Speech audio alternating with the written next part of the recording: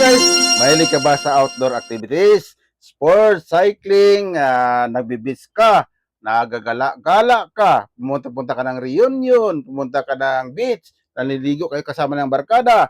Well, you must have this guys. Ito yung pinaka-baby natin sa araw-araw guys. Kasi every one of us, kailangan tayong rehydrated always dahil bawal sa atin ma-dehydrate.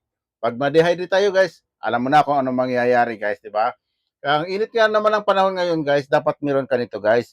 Alam mo itong ating insulated tumblers na nabibili sa TikTok shop guys, ito yung pangmalakasan, very ano ito guys, selling like hotcake ito guys sa TikTok shop. Nagkakaubusan, nagka-stock out palagi ang item na ito guys. Dahil very aesthetic ito guys. Napakasyalan ito guys ha. Marami kang option pag inom ng tubig dito guys ha.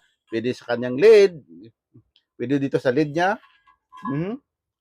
May lid dito sa lid, pwede rin sa kanyang spout, pwede rin sa straw kasi may straw siya kung gusto mong gamitin. Meron siyang straw, ayan o. Meron siyang straw kung gusto mong gamitin. Pwede mo i-install ang straw niya kung gusto mong gamitin. Pwede rin dito sa kanyang spout. Direct sa spout niya dito guys oh. I-close na muna natin. Kasi ako sa akin mas kasi ito yung gamit ko all day long, araw-araw sa trabaho, araw-araw ko sa pagpasok sa trabaho, nilalagyan ko siya ng yelo. Parang inistakan ko siya ng yelo, may backup pa siyang isa, tapos sinasalin-salin ko doon yung tubig pag malamig na. Kasi kung lagyan mo lahat ng tubig, madali naman matunaw yung yelo. So, ito parang standby ko siya na, pang standby ko na lagay ng yelo. Just in case na ubos na yung isang kabilang tumbler ko, ilalagay ko siya ilagyan ko ng tubig, tapos pag malamig, nililipat ko dun sa kabila para malamig kasi para mag-prolong yung yelo mo guys. Kasi pag kung lagyan mo to ng yelo, buong yelo na walang tubig, lagyan mo ngayong umaga, the following day na umaga, yelo pa rin siya. Kasi nga, ito yung gamit ko.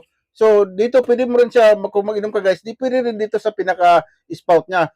So, ang pag-open nito guys, ganito lang, i-push mo lang, i-push mo lang sa ganyan, tanggalin mo lang itong dubulak niya, tapos i-push mo siya dito para mag-open siya, yan o. Oh ha, di ba pang malakasan? Pwede ka na mag-inom dito guys, pwede ka na dito mag-direct inom sa spout niya. Kasi pag i-close mo ito guys, naglalak siya, yan o. Oh ha, tapos dudubulak mo siya. Oh, di pa na pang malakasan. Ito naman yung kanyang carrying parts niya guys, oh. Dito mo siya hawakan pag dinadala-dala mo siya. Oh, ha, pupunta ka sa kung saan, dadala mo siya. Pwede mo naman ilagay sa lagayan, pero kung gusto mo nang wala kang maraming dala-dala, dito na lang siya. Hawakan mo lang siya ganyan.